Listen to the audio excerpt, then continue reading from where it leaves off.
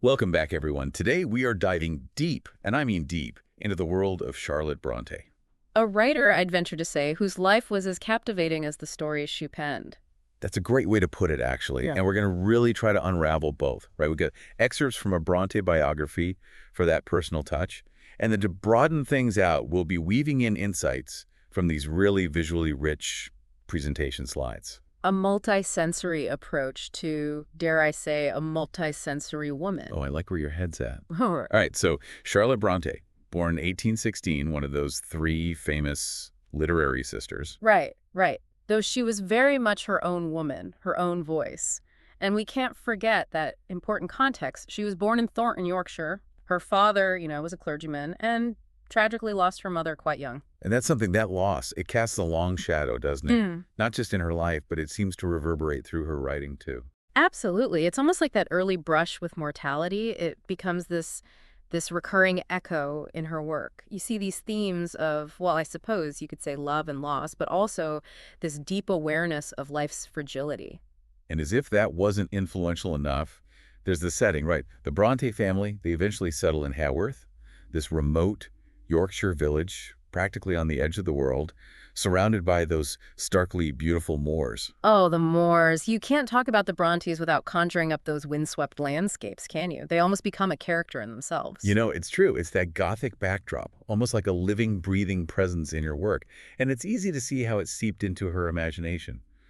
Now, the Brontë children, they were mainly educated at home. Right, largely homeschooled. But there was also that period, a rather bleak one by all accounts, at the clergy daughters' school at Cowan Bridge. Ah, yes. Cowan Bridge.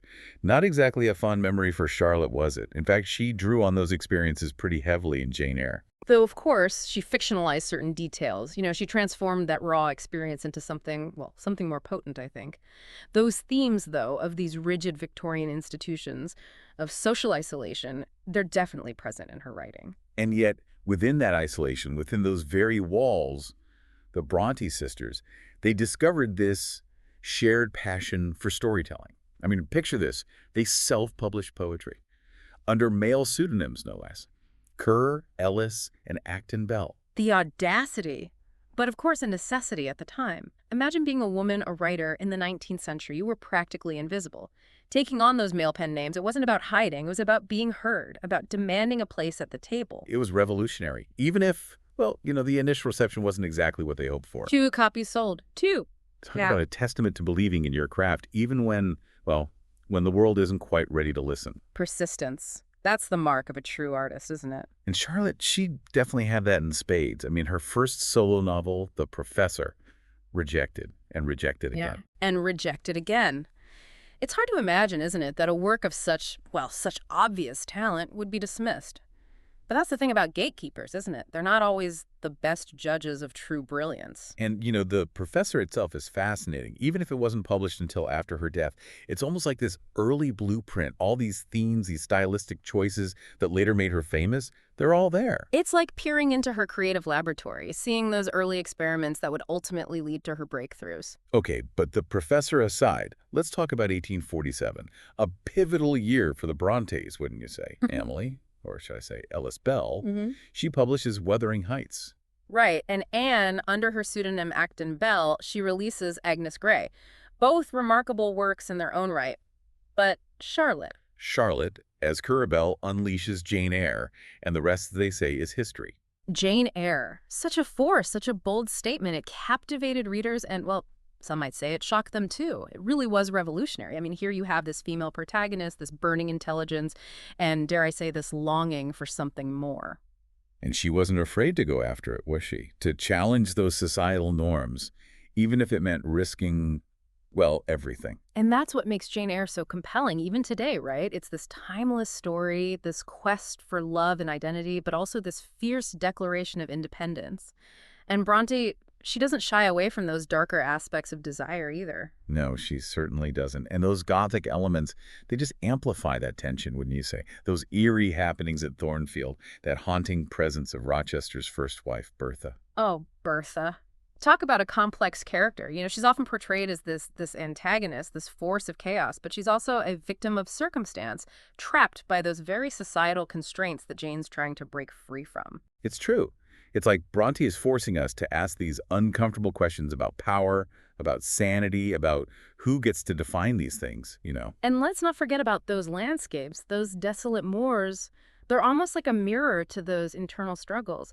It's as if the wildness of nature itself is seeping into the narrative. Oh, absolutely. And it's those layers, those unexpected twists and turns that make Bronte's work so endlessly fascinating.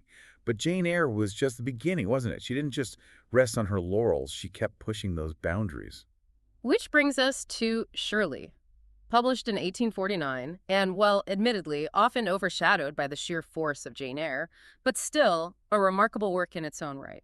I think it's fair to say that Shirley is a bit more grounded, a bit more rooted in those social realities of the time. Precisely. This time, Bronte turns her attention to those industrial upheavals of 19th century England.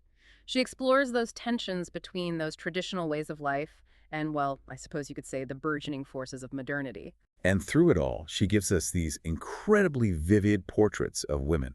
I mean, Shirley Kildaw herself, she's such a force of nature, intelligent, independent, and in control of her own destiny in a way that must have seemed almost scandalous to Victorian readers. Oh, absolutely. And then there's Caroline Helstone, right? This quiet observer wrestling with her own ambitions within those very limited options available to women of her time. Bronte, she had this uncanny ability to capture those subtle nuances of female friendship, didn't she? The way those relationships could be both a source of strength and, well, at times, a source of frustration, too. And then there's Villette, published in 1853. And this one, well, it feels intensely personal, wouldn't you say? Villette, it's almost like we're stepping directly into Bronte's own heart and mind. There's this rawness, this vulnerability that's just so palpable. And you can't help but feel like with Villette, Bronte is really grappling with those more, I don't know, maybe those more difficult, those more private experiences. Absolutely. You sense that autobiographical element so strongly, especially in the protagonist, Lucy Snow. Lucy's time as a teacher in that foreign city, the stifled passions, that yearning for love and connection, it all feels so real, so lived in. And Bronte, she doesn't shy away from those darker emotions, those feelings of loneliness, of isolation, even those hints of, dare I say, madness that flicker beneath the surface. And yet there's also this incredible resilience in Lucy, this fierce determination to create her own path, even when life throws those curveballs. Yeah. It makes you wonder, doesn't it? What if she had lived longer? What other stories might she have told? Oh, it's a question that haunts me truly. But even in those short 38 years, what an impact, what a legacy. It's true. And it wasn't just Charlotte, was it? It was all three of them. The Bronte sisters. I mean, the family dynamic, the shared passion for writing. It's fascinating. You can't help but think, how did that shape them, those sisters? Oh, absolutely. Those early collaborations, the stories they spun together as children, it was like this breeding ground for their imaginations. And then, of course, there were those shared losses, those hardships. They face it all together, those sisters. And that shared experience, that bond, it bleeds into their writing. It's almost like their lives themselves were a Bronte novel. Right. Full of those dramatic turns, those intense emotions, those, well, those Gothic elements. Exactly. And I think that's what continues to draw readers in, even today. It's that timeless exploration of those universal themes, those big questions about love and loss and societal expectations. It's the way they make you think, make you feel things. Their work, it stays with you. It's true. And to think, at the time they're writing, it was considered, well, scandalous by some. Can you imagine? It's mind-boggling, isn't it? Too radical for their time, too honest, perhaps, in their portrayal of women's inner lives. But that's their power, right? They dared to challenge those conventions, to give voice to those unspoken desires. And thank goodness they did. They paved the way for so many writers who came after them. They showed the world that women's stories, those interior lives, they were worthy of exploration. They were worthy of literature. Their legacy is immense. There's no doubt about that. Well, as we emerge from this deep dive into the world of Charlotte Brontë, I'm left with this one lingering thought, and I'd love to hear your reflections too, dear listener. If you could ask Charlotte Brontë just one question, what would it be? What secrets would you want to unlock from her life or her work? Oh, that's a good one. What a question to ponder. It reminds me of that quote, and I'm paraphrasing here, but someone once said, reading is like having a conversation with the finest minds of history. And I think that's so true of the Brontes. They still speak to us across time and place. They certainly do. And who knows, maybe their words, those stories, they'll inspire you to pick up a pen yourself. No, wouldn't that be something? Until next time, happy reading, everyone.